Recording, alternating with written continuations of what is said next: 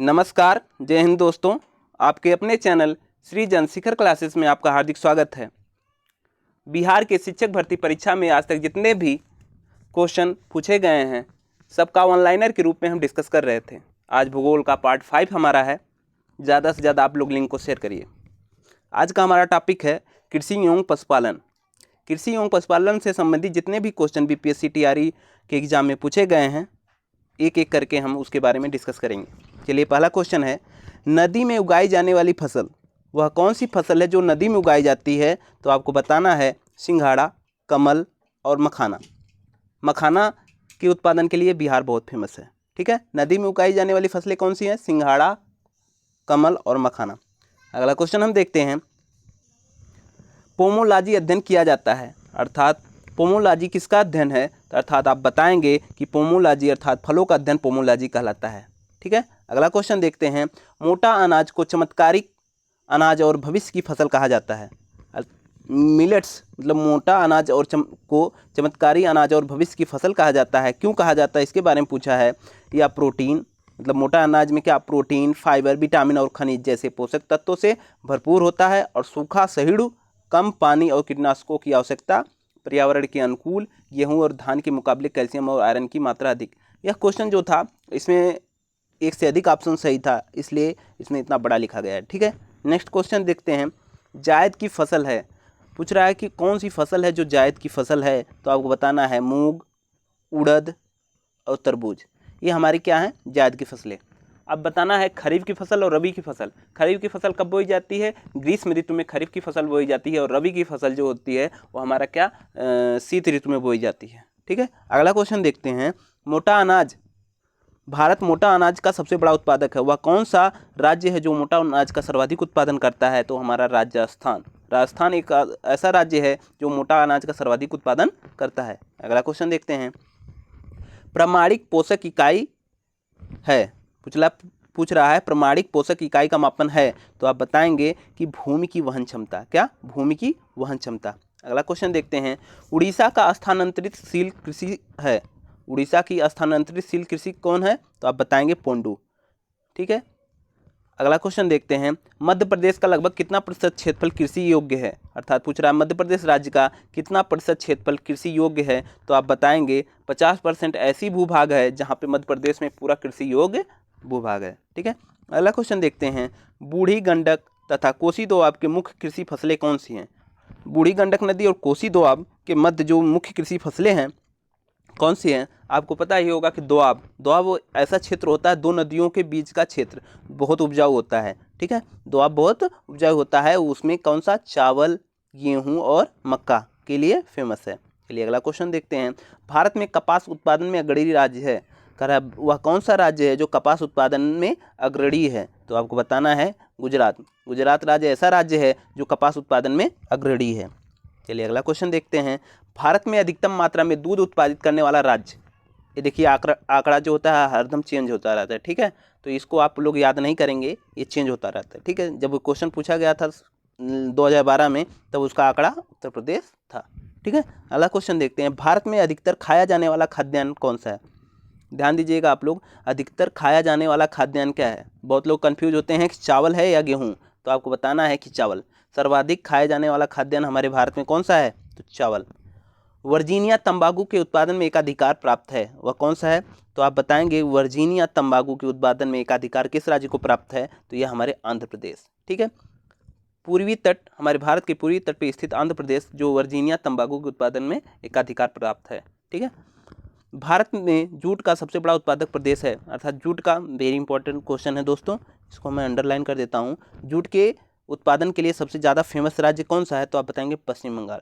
पश्चिम बंगाल ऐसा राज्य है जो जूट उत्पादन के लिए बहुत फेमस है। भारत में चीनी का कटोरा किस राज्य को कहा जाता है? तो चीनी का कटोरा किस राज्य को कहा जाता है? तो आप बताएंगे चीनी का कटोरा हमारा उत्तर प्रदेश राज्य जो है उसको चीनी का कटोरा कहा जाता है। भारत का वह राज्य जो रबड़ के उत्पादन में अग्रणी है, यह भी बहुत इंपॉर्टेंट क्वेश्चन, बार बार पूछा जाने वाला क्वेश्चन। वह राज्य जो रबड़ उत्पादन में अग्रणी है वो हमारा केरल राज्य।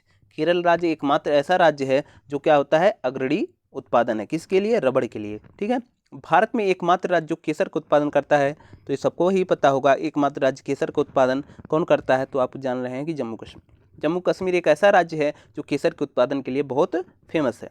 वह राज्य जहाँ कृषि भूमि 60% से कम होती है, तो आप बताएंगे कृषि भूमि जहाँ पे 60% से कम भूमि है वह है बिहार राज्य। बिहार राज्य ऐसा राज्य है जहाँ पे कृषि भूमि 60% से भी कम है। भारत का अधिकतम गेहूं उत्पादक राज्य कौन है, तो आप बताएंगे भारत का वह राज्य गेहूं का उत्पादन सबसे अधिक करता है, वह राज्य हमारे कौन से, उत्तर प्रदेश। ठीक है, चलिए अगला क्वेश्चन देखते हैं। भारत के राज्यों में गन्ना सबसे ज़्यादा पैदा होता है, वह कौन सा राज्य है जहाँ पे गन्ना का उत्पादन सर्वाधिक होता है, तो आप बताएंगे वह हमारा बिहार एवं उत्तर प्रदेश। ठीक है, बिहार एवं उत्तर प्रदेश ऐसे राज्य हैं जहाँ पे गन्ना सबसे ज़्यादा पैदा होती है। द्वितीय हरित क्रांति का संबंध है, पूछ रहा है द्वितीय हरित क्रांति कौन है। देखिए यहाँ प्रथम नहीं पूछा है, द्वितीय हरित क्रांति का संबंध किससे है, तो आप बताएंगे जैव प्रौद्योगिकी। ठीक है, जैव प्रौद्योगिकी से। ठीक है, अगला क्वेश्चन देखते हैं। भारत के जिन क्षेत्रों में शुष्क भूमि कृषि की जाती है उसमें वार्षिक वर्षा से कम होती है, अर्थात शुष्क भूमि कृषि में वार्षिक औसत वर्षा कितनी होती है, आप बताएंगे 75 सेंटीमीटर। शुष्क भूमि कृषि में कितनी वार्षिक वर्षा होती है, तो आप बताएंगे 75 सेंटीमीटर से कम।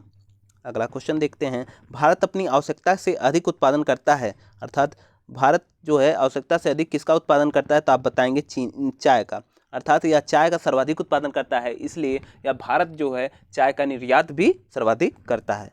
कृषि में युग्म पैदावार का आशय है, पूछ रहा है कृषि में युग्म पैदावार का आशय क्या है, तो आप बताएंगे कृषि में युग्म पैदावार, युग्म मतलब आप जान ही रहे हैं युग्म मतलब जोड़ा होता है, तो आप बताएंगे एक ही साथ दो फसल के उगाने से, एक ही साथ दो फसल के उगाने का संबंध क्या होता है, युग्म कृषि। अगला क्वेश्चन देखते हैं। भारत में चावल की कटोरा, ठीक है, भारत के चावल का कटोरा किसे कहा जाता है, किस क्षेत्र को कहा जाता है, तो आप बताएंगे कि केजी डेल्टा क्षेत्र, अर्थात कृष्णा गोदावरी डेल्टा क्षेत्र। कृष्णा गोदावरी क्षेत्र ऐसा क्षेत्र है जहाँ पे चावल का कटोरा के क्षेत्र के रूप में उसे जाना जाता है।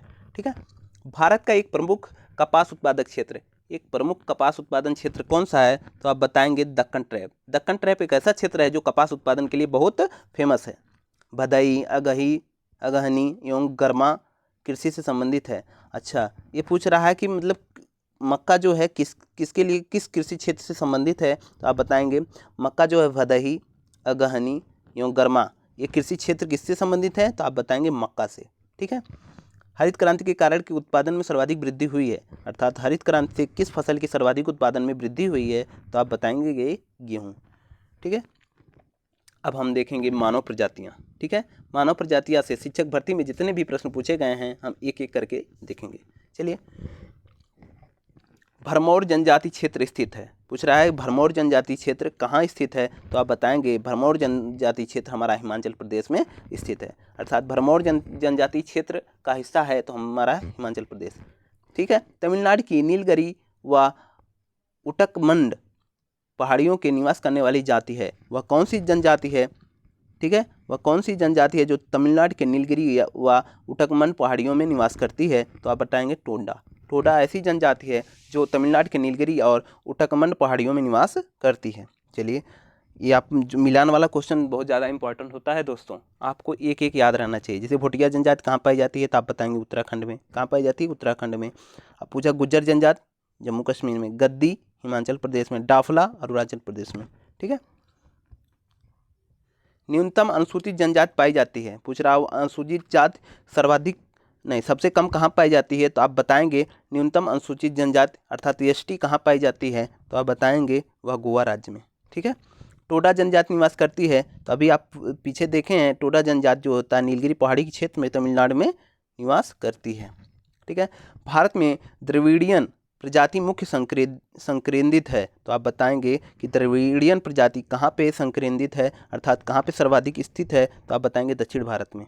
ठीक है, गद्दी लोग निवास करते हैं, यह भी आपको मिलान में मिला, अभी क्वेश्चन मिला था, गद्दी जनजाति कहाँ पे निवास करती है, तो आपको पता है कि गद्दी जनजाति हमारा हिमाचल प्रदेश राज्य में निवास करती है। बोडो जनजाति कहाँ निवास करती है, निवास है तो गारो की पहाड़ियाँ में। ठीक है, गारो की पहाड़ी में बोडो निवास करती है। मणिपुर के मध्य घाटी में संकेंद्रित गैर अनुसूचित लोगों को कहा जाता है, अर्थात मणिपुर राज्य में कौन से गैर अनुसूचित जनजाति निवास करती है, तो आप बताएंगे मैतेई जनजाति। ठीक है, सिद्धी जनजाति कहाँ पाई जाती है, तो आप बताएंगे सिद्धी जनजाति हमारा किस राज्य में पाई जाती है, तो आप बताएंगे गुजरात राज्य में। किस राज्य में, गुजरात राज्य में।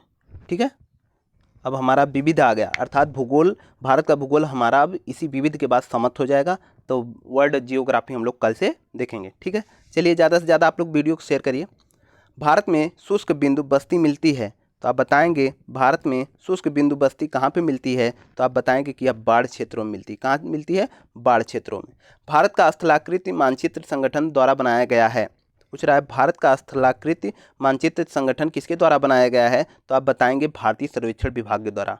भारतीय सर्वेक्षण विभाग द्वारा भारत का स्थलाकृति मानचित्र संगठन का निर्माण किया गया है। अगला क्वेश्चन है, जब बहता पानी चिकनी मिट्टी को काटता है और गहरे चैनल बनाता है तो क्या कहलाता है? अर्थात चिकनी मिट्टी को काटता है और गहरे गार्ज का निर्माण करता है, चैनल का निर्माण करता हुआ गली कटाव कहलाता है। क्या कहलाता है? गली कटाव। भूस्खलन, ठीक है, प्रोन क्षेत्र है, तो अब भूस्खलन क्षेत्र कौन सा है, तो आप बताएंगे कि वह हिमालयी क्षेत्र। क्या बताएंगे? हिमालयी क्षेत्र, पश्चिमी घाट और पूर्वी घाट। हिमालयी क्षेत्र, पश्चिमी घाट और पूर्वी क्षेत्र। भारत का सबसे शुष्क स्थान कौन सा है, तो आप बताएंगे भारत का सबसे शुष्कतम स्थान कौन सा राज्य में स्थित है? जैसलमेर। राजस्थान का जैसलमेर जो होता है भारत का सबसे शुष्क स्थान है। भारत में प्रवाल भित्तियाँ पाई जाती हैं, तो आप बताएंगे प्रवाल भित्तियाँ कहाँ पाई जाती हैं? यह हमारे भारत में अंडमान निकोबार द्वीप समूह में पाई जाती है, ठीक है। अंडमान एवं निकोबार द्वीप समूह में भारत में क्या प्रवाल भित्तियाँ पाई जाती हैं। गंगा नदी के तट पर स्थित शहर है, तो गंगा नदी के तट पर कई शहर स्थित हैं, कानपुर भी स्थित है, ठीक है, वाराणसी स्थित है। तो उसी हिसाब से जो ऑप्शन में था उसी अकॉर्डिंग सही हुआ प्रयागराज। चलिए अगला क्वेश्चन देखते हैं। पूर्वी उत्तर प्रदेश और बिहार में स्थित गंगा के मध्यवर्ती मैदान में जलोढ़ का औसत गहराई क्या है? अर्थात कह रहा है पूर्वी उत्तर प्रदेश और बिहार में स्थित गंगा के मध्यवर्ती मैदान की जलोढ़ जो है, जलोढ़ मृदा पाई जाती है, उसकी औसत ऊंचाई कितनी है, तो आप बताएंगे औसत गहराई या ऊंचाई उसका 1000 से 2000 मीटर है, ठीक है। अगला क्वेश्चन, नवीनतम अध्ययनों के अनुसार एशियन प्लेट से भारतीय प्लेट को टकराने का प्रथम बिंदु है। पूछ रहा है नवीनतम अध्ययन के अनुसार एशियन प्लेट के भारतीय प्लेट से टकराने का प्रथम बिंदु कौन सा रूप से पहचाना गया है, तो आप बताएंगे मानसरोवर जो तिब्बत में स्थित है।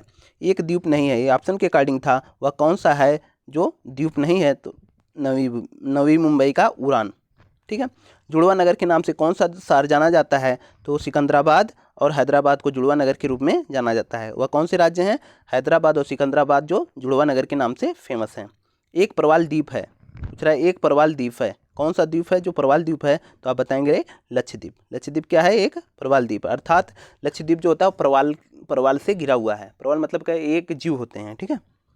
चलिए, वर्तमान में बिहार में संपत्ति का मुख्य स्रोत है, तो बिहार में संपत्ति का मुख्य स्रोत कौन सा है, तो आप बताएंगे कृषि। कृषि एक मतलब बिहार एक कृषि क्षेत्र राज्य है, ठीक है। रांची शहर स्थित है, रांची किस शहर में स्थित है, तो आप बताएंगे यह झारखंड राज्य में स्थित है। किस राज्य में स्थित है? झारखंड में। पारादीप अवस्थित है, पारादीप सीपोर्ट है हमारा। पारादीप बंदरगाह कहाँ पे स्थित है, तो आप बताएंगे उड़ीसा राज्य में। किस राज्य में?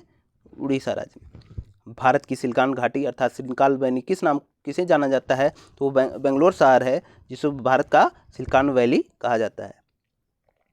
भारत का सिलिकॉन वैली किसे कहा जाता है, तो आप बताएंगे कि बेंगलोर शहर को भारत का सिलिकॉन घाटी या वैली कहा जाता है।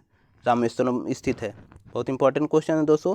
रामेश्वर कहाँ स्थित है, तो आप जानते हैं यह तमिलनाडु राज्य में स्थित है। चेरापूंजी जो मेघालय में स्थित है, सर्वाधिक वर्षा के लिए जाना जाता है। चेरापूंजी कहाँ पे स्थित है, तो आप बताएंगे मेघालय राज्य में। विदर्भ एक प्रादेशिक नाम है भारत में और यह महाराष्ट्र का अंग है। किस राज्य का अंग है? विदर्भ। या प्रादेशिक नाम है जो किस राज्य का अंग है, तो आप बताएंगे महाराष्ट्र राज्य का। सबसे बड़ा हिमनद है, वह कौन सा हिमनद है जो सबसे बड़ा है, तो आप बताएंगे सबसे बड़ा हिमनद कौन सा है, तो आप बताएंगे कि गंगोत्री। गंगोत्री। अगला क्वेश्चन देखते हैं। दक्षिणी गंगोत्री स्थित है, पूछ रहा है कि दक्षिणी गंगोत्री कहाँ पे स्थित है, तो आप बताएंगे कि दक्षिणी गंगोत्री हमारा अंटार्कटिका महाद्वीप में स्थित है।